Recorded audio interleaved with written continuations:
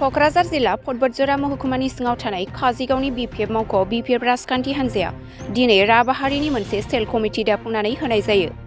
लोगोसे बिजेपि हान्जा आरो इउपिपिएल हान्जानि गोबां सोद्रोमाफ्राबो बतझरनि एमसिएलए मुनमुन ब्रह्मनाव आखाइ हमफैनायखौ नुनो मोननाय जादों। बे हाबाफारियाव बाहागो लानानै बिथां कास्टम बसुमतारीजों लोगोसे 1 नं बतझर बियाबनि एमसिएलए मुनमुन ब्रह्मआ खौरांगिरिनि सिगाङाव मा फोरमायखो खोनासंनि फै। जों बाहाय राभा सेल दिनै बतझर डिस्ट्रिक्ट राभा सेल दाफुंबाय। लैहोर लैहोर राभा जनगोष्ठीनिफ्राय बिपिएफ खौ सापर्ट खालामनो बाहाय साफ्रोमबो मोनफ्रोमबो गामिनिफ्राय रायजो राजाफ्रा फैनानै दिनै राभा सेल दाफुंबाय। विभिन्न दल संगठननिफ्राय दिनै बिपिएफआव जयनिं खालामनानै बिसोरबो जों बिपिएफआव थाफानानै जोङो गावनि गाव पलिटिकेल मोनथायखौ जोङो जाफुंसार होगोन बे आसायै दिनै बतझर डिस्ट्रिक्ट राभा सेल दाफुं हाबाय जों। दिनै बतझर जिल्लायाव जोंहा राभा सेल दानाय हाबाफारि बेजों लोगोसे जयनिंबो जादों। बे हाबाफारियाव फैनानै जोबोद गोजोननाय मोन्दों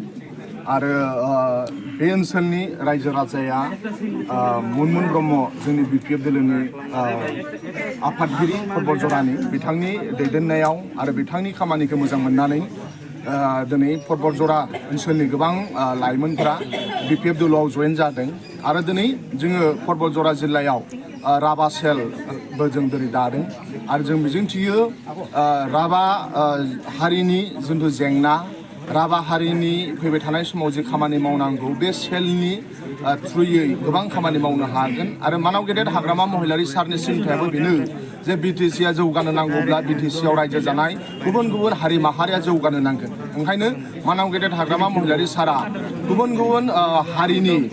दैदेनगिरिफोरनो बे मोनसे चान्स होदों जाहाथे गाव गावनि हारिखौ लोगोसे ओनसोलखौ डेभेलपमेन्ट खालामनो हानो थाखाय डेभेलपमेन्ट मावनो थाखाय बेबादि सेल दानाय जादों। जोंहा गासै 6था सेल दंखायोमोन आरो गोदानै हिन्दी भाषी सेल राभा सेल आरो सुत्रधर सेल जोङो मिरुआव दाखांबाय आरो दिनैनिफ्राय जोङो मोनथाम सेलखौ जिल्ला दागोन। दिनै बतझरआव दाबाय बेनिफ्राय जोंहा गसाइगावआवबो दिनैनो दाबाय गाबोन क'क्राझार चिराङाव जों दागोन। आसा खालामो बे मानाव गेदेर हाग्रामा महिलारि सारनि जिथु सिन्थाधारा गाव राभाफोरखौ लानानै जि बिथाङा सिन्था खालामदों बेखौ गोबां राभानि दैदेनगिरि बिथांमोनहाबो बे मानाव गेदेर हाग्रामा महिलारि सारा जे चान्स होदों खामानि मावनो थाखाय गावनि हारिखौ दैदेननो थाखाय आरो साफ्रोमबो राभायाव जाय बिथांमोनहा बिबान मोनबाय मानाव गेदेर हाग्रामा महिलारि सारनि साननाय हनायखौ गाव गावनि न'आव आरो गाव गावनि गामियाव बिथांमोनहा निसा मानो होनबा बाथौ खेराइ रिजर्टआव बड'लेण्ड इउनिभारसिटिनिफ्राय पास आउट जानाय क'क्राझार गभर्नमेन्ट कलेजनिफ्राय पास आउट जानाय आरो बर्मा कलेजनिफ्राय पास आउट जानाय फरायसाफोर जाय लाइमोन जाय निउ भटार्स बिथांमोनहा बुंदों जे प्रमद बर' हाथाव बिटिसि बासाव प्रमद बर'आ गाव सरकाराव फैयोब्ला साफ्रोमबो बड'लेण्ड इउनिभारसिटियाव फरायनाय मास्टार डिग्री आरो ग्रेजुएसन खालामबाय थानाय फरायसाफोरनो 2500 होनाय खोथा दंमोन। बे 3 बोसोराव सासेबो फरायसाफ्रा मोनाखै बिथांमोनहा खुद्रि सारदों। बेजों लोगोसे प्रमद बर'आ शिफ्ट जायोब्ला 5 लाख साख्रि होगोन होनदोंमोन सासेबो होआखै। बिनि थाखाय दिनै जाय बड'लेण्ड इउनिभारसिटि बा गुबुन गुबुन फरायसालिनिफ्राय पास आउट जानाय बिथांमोनहा मानाव गेदेर हाग्रामा महिलारि सारखौ मोजां मोननानै आरो बै लाइमोनफ्रा मिथिगौ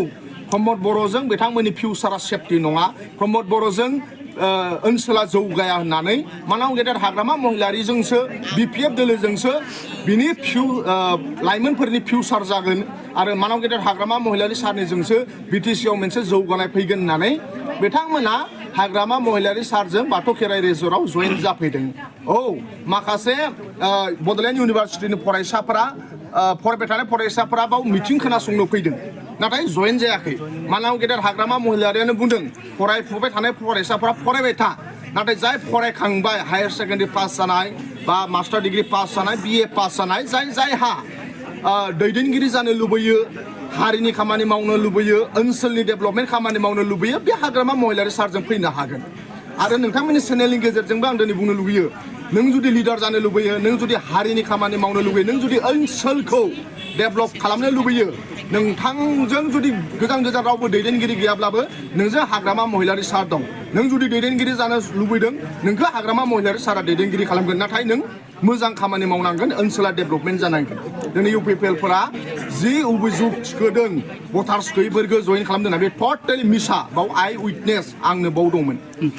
एन्ड पिसफुल बे मोनसे रिलेटेड मिथिबायना गोजोन आरो गोजोननाय मिथिबाय दा गोजोन फैदों नों सोर गोजोननाय फैदों जायनाखि बिटिआर सुक्तियाव एकर्ड खालामनाय सिगनेटरिफोर बिथांमोनाबो गोजोननाय गैया बिटिसिनि कन्ट्रेक्टरफोरा गोजोननाय गैया बिटिसिनि एमए पास बिए पास लाइमोनफोरा गोजोननाय गैया बिटिसिनि आबादारिफोरा गोजोननाय गैया बिटिसिनि गुबुन गुबुन जाथि हारि माहारिफोरा गोजोननाय गैया मिथिबायना ओंखायनो गोजोना सोरनाव दं गोजोना रावनावबो गैया गोजोना साथाम साब्रै मानसिनि खुगायावल' दङ मानाव गेदेर प्रमद बर' आदानि खुगायाव गोजोन दं मानाव गेदेर इएम फेरेंगानि खुगायाव गोजोन दङ मानाव गेदेर माखासे इउपिपिएलनि दैदेनगिरिफोरनि खुगायावल' गोजोन दङ नाथाय ओनसोलाव रियेलिटियाव गोजोननाय गैया ओंखायनो गोजोनखौ 24, 25, 26आव बिटिसिनि रायजोफोरा लाबोगोन बिपिएफ दोलोखौ पावाराव लाबोनानै मानगोनां हाग्रामा महिलारि सारखौ सिप लाबोखांनायनि उनाव लाइमोनफोराबो साख्रि मोनगोन कन्ट्रेक्टरफोराबो खामानि मोनगोन ओनसोला जौगागोन अब्ला रियेल गोजोना फैगोन दा गोजोना अकल प्रमद बर' आदानि खुगायावल' दं लकसभा बिसायख'थिनि सिगां इउपिपिएल दोलोआव दैदेनगिरियानो गैला नोंथांमोना मिथिगौ खैराबारिनि ब्लकनि फाउन्डार प्रेसिडेन्ट भुपेन बर' इउपिपिएलआ पावाराव दं बिपिएफ दलाव जगदान फैबाय तामुलपुरनि in-charge general secretary Jiten Mosahary पावाराव इउपिपिएल दं इउपिपिएलखौ नागारनानै दिनै बिपिएफ दोलोआव फैबाय ओंखायनो इउपिपिएलआ फिल्डआवनो गैया बिपिएफआ देरहाखानाय मानाव गेदेर हाग्रामा महिलारि सारजों बिटिसिनि रायजो राजाया दङ